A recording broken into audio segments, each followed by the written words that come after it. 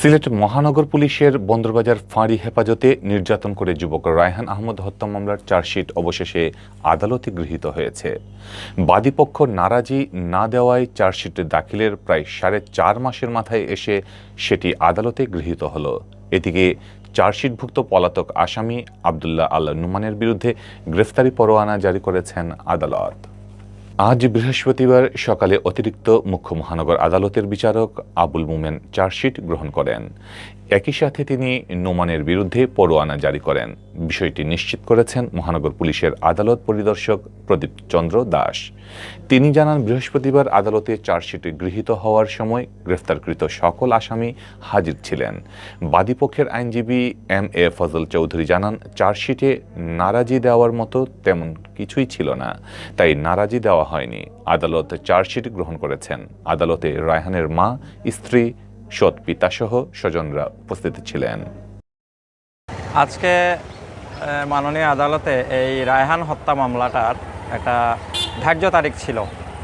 এই মামলাটা দীর্ঘদিন পিবিআই তদন্ত করেছে। পিবিআই তদন্ত করার পর এই মামলাটা চার্জশিট দেওয়া হয়েছে। চার্জশিটে 6 জনকে আসামি করা হয়েছে, 6 জনকে অভিযুক্ত করে এই মামলায় চার্জশিট দেওয়া হয়েছে। তার মধ্যে 5 জন হচ্ছেন পুলিশ সদস্য, 1 জন হচ্ছেন কথিত একজন সাংবাদিক, ওনার নাম হচ্ছেন নোমান। এই 6 জনের বিরুদ্ধে চার্জশিট দেওয়া হয়েছে। আজকে ছিল ধার্য তারিখ। এই চার্জশিটের গ্রহণীয়তা শুনানির জন্য আজকে তারিখ ছিল।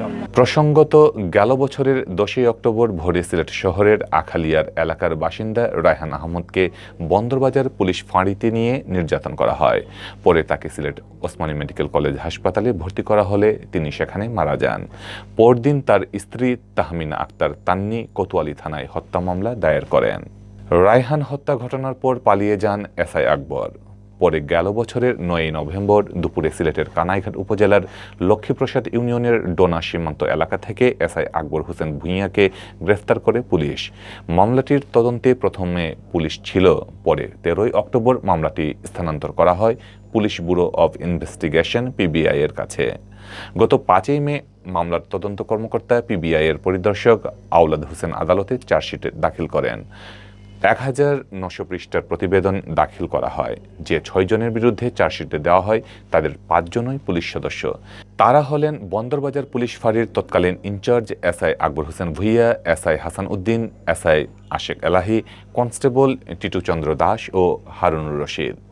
অভিযুক্ত অপরজন আবদুল্লাহ আল নুমান, যার বাড়ি কোম্পানিগঞ্জে। তার বিরুদ্ধে ঘটনার পর ভিডিও ফুটেজ গায়েব করার অভিযোগ রয়েছে। অভিযুক্ত 5 পুলিশ সদস্য কারাগারে থাকলেও নুমান এখনও পলাতক রয়েছেন।